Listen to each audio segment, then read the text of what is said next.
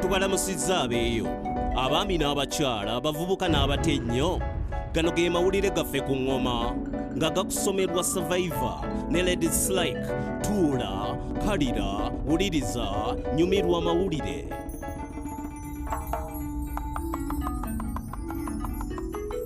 Uganda ezemu nate okwewangulira ekifo ky'olubereberye mu nsi z'obuvanjuba bwa Ssemazinga Africa ku nsonga y'okwesiwa amagengere. Era Uganda obutabeera na tteeka oba ekitongole ekivunaanyizibwa ku nnywa n'entunda y'omwenge kyandejeremesa okulwanyisa ebirwadde ebiva mu kunywa omwenge ogwa kyeyonoonere. Wabula omubaka wa mukono mu disparity omukyala Betty Namboze Bakireke ateekateeka kwanjula tteeka erifuga enkola n'enkozesa y'omwenge mu ssemateeka. Etteeka lino lye bayita Alcoholic Drinks Control Bill 2016 lye limu ku mateeka amapya agalindiridde okuyisibwa ababaka ba paalamenti ey'ekkumi abajja. Etteeka lijja kwetaagisa bakitunzi b'omwenge mu mabaala n'ebifo ebisanyukirwamu ebirala okutunda omwenge kuva ku ssaawa 12 ez'olweggulo paka ku 6 ogw'ekiro. Era etteeka likugira okutunza abaana bato omwenge n'abazadde abatwala abaana mabaala n'okutunda omwenge mu bifo abaana bye bakozesa oba gye bazannyira. Abanaamenya lino etteeka bajja kulabulwa oba okutanzibwa awamu n'okusibwa mu kkomera ebbanga erittaka wansi w'omwaka. Etteeka lyakuwera omwenge gwa saketi oguli wansi w'ekipimo kya mililita 5 era likugira ne bannabyabufuzi okuwa abalonzi omwenge nga babaperereza obululu. Bia emyenge nga whisky ne wine gy'emyenge emitongole egikakasibwa mu mateeka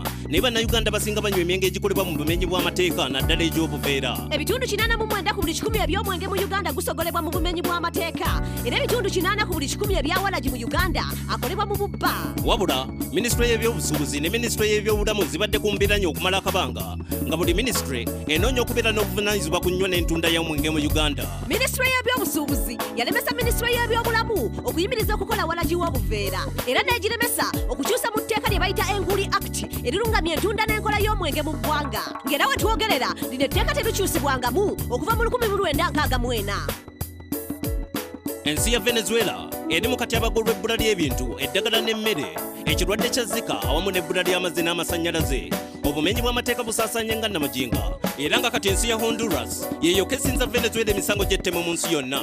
Amazzi ag'omuswaba agali mu bbibiro lye bayita El Guri nago galeeserenya kubanga lino ebbibiro ly'eggwanga terikyasobola kuweereza amasannyalaze gawera olw'ekyeya. Era gavumenti ya Venezuela yalangirira nti buli kitundu kijja kufuna amasannyalaze ga kipimo okuggyako mu kibuga ekikulu ekya Caracas mu bifo eby'obulambuzi n'amalwaliro. Ekiteeso kya President Nicolas Maduro eky'abantu okukola ku nnaku za bbalaza n'okulwokubiri zokka mu ssabbiiti okusobola okukekkereza amasannyalaze kyaterebula bannansi era ne kireetawo okwekalakasa mu bibuga bingi. Naye President Maduro yeeyongera kukubiriza bannansi okukendeeza ku nkozesa y'ebintu by'amasannyalaze awaka n'akutira n'abakyala okukendeeza ku nkozesa y'obuuma bw'enviiri bu hair dryers okuggyako nga bagenda ku mikolo egyegasa. Wabula ne ssente za Bolivar zigudde ebitundu 98 ku 100 bw'ozigeraageranya n'eddola era kati abantu basimba nnyiriri ku maduuka mu Venezuela newankubadde ensi eno y'ebadde esinza omuwendo gw'amafuta ogwa wansi. Guno gwe mulundi ogukisookedde okulinnyisa amafuta mu myaka 2. Ebizibu ebingi ebibutikidde Venezuela bikosezza nnyo obuganzi n'obuwagizi bwa President Maduro era kati bannansi abakyamulinamu obwesige oba balira ku ngalo n'ab'oludda oluvuganya gavumenti batandise okukuŋŋaanya emikono okuyisa ekiteeso ekisaba referendum okusobola okutwala Venezuela mu maaso nga banoonya okuggya President Maduro mu ntebe olw'okufugisa eggwanga lino ekyejo. Eŋŋanda n'obwa Sseruganda kye kirabo ekisinga ku nsi. Omusasi waffe Zion Shiba katuwa ebisingako. Mu guno omwezi gwa May tujaguza olunaku lwa International Family Day. Luno olunaku lwakubaako ne family era bingi ebyokunyumira naye kyendowooza ewatali family otera okuwubaala newankubadde nga olina woosula twetaaga okubaako awamu ng'abooluganda nga bwe kimanyiddwa nti agali awamu gegaluma ennyama okwagalana kikulu nnyo eri ffenna abaana bamama ne bataata era tetusanya kwerabira kuyamba bajjajja buli omu yeetaaga munne era tusanya okuwangana ekitiibwa sigedde nze Zion Shiba nga mbaweereza ku Newsbeat. Weebale nnyo Zion Shiba naago gatutuusaako.